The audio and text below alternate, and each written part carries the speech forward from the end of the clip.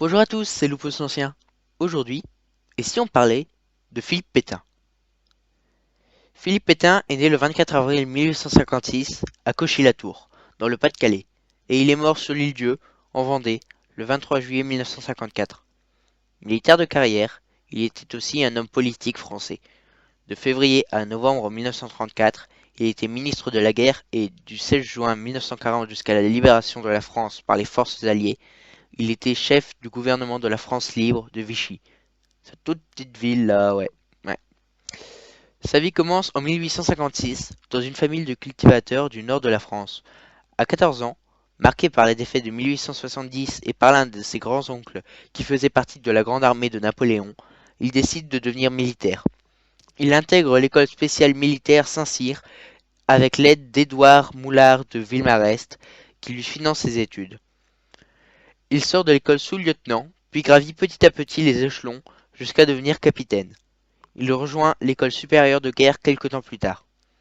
En 1914, avec le début de la guerre, le jeune Pétain accélère sa montée en grade. Il devient général de brigade en 1914, puis général de division un peu plus tard dans la même année. Il devient très célèbre pour la victoire de Verdun en 1916 et pour le redressement des troupes durant les mutineries. Pétain, devenu maréchal grâce à la victoire de 1916, maréchal étant un titre offert aux personnes ayant commandé une armée victorieuse, est nommé ministre de la guerre en 1934. Il limite les travaux de fortification commencés par son prédécesseur André Maginot et donne un grand budget pour augmenter le nombre de chars appartenant à la France. Il devient par la suite ambassadeur de France sous l'Espagne de Franco. Durant l'invasion de 1940, il est nommé vice-président du Conseil avant de devenir chef du gouvernement.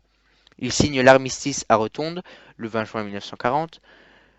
La France est désormais séparée en deux. Pétain gère la France de Vichy, au sud, et se fait voter les pleins pouvoirs le 10 juillet 1940.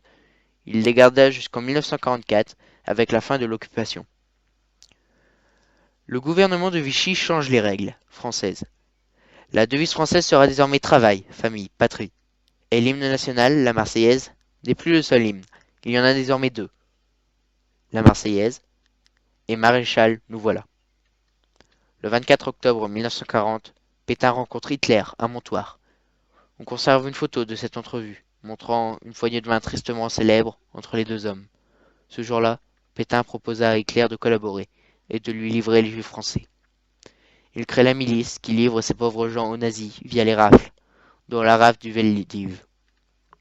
En 1944, Pétain est emmené par les nazis en Suisse. Il se rendit à la justice française en 1945. Condamné à mort pour haute trahison, sa peine est finalement remplacée par de la prison à perpétuité par le général de Gaulle, puisque le maréchal ne tarderait pas à mourir de vieillesse. En effet, il était âgé de 89 ans. Cela arriva en 1954. Le maréchal, héros de 14-18 et symbole de la honte de 39-45, s'est éteint à l'âge de 98 ans.